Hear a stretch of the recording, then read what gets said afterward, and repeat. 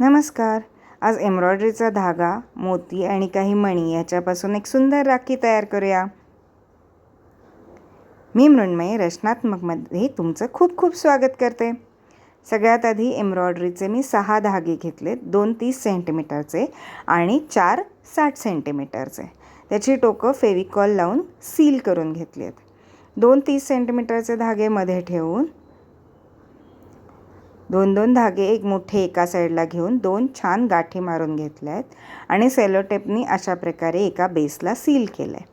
मधले जे 2 30 सेंटीमीटरचे धागे आहेत त्याच्यामध्ये आपल्याला ज्या पॅटर्नमध्ये मोती आणि मणी घालायचे आहेत त्या पॅटर्नमध्ये मी फक्त ओवून घेतलेत.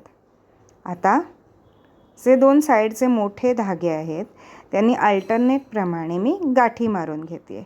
ह्याच्यामुळे आपल्याला राखी बांधायला खूप सोपं जाईल.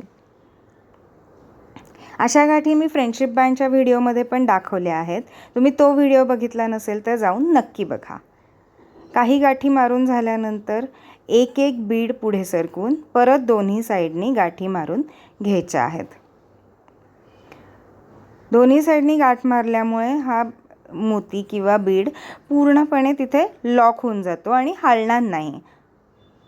बघा, एकदम घट्ट अशा गाठी मारून घ्यायच्या आहेत.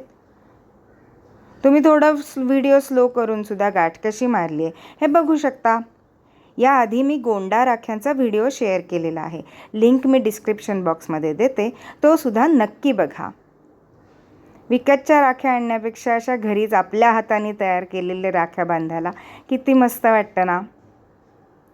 सगळे मोती आणि बीड्स आता माझे इथे लावून झालेले आहेत आणि परत मी आता साध्या गाठी मारून घेते आहे.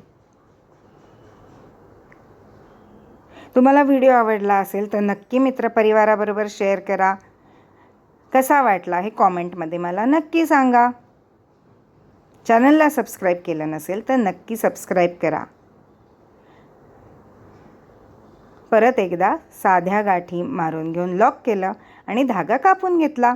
झाली आपली सुंदर राखी तयार. नक्की करून बघा. भेटूया पुढच्या व्हिडिओमध्ये. बाय.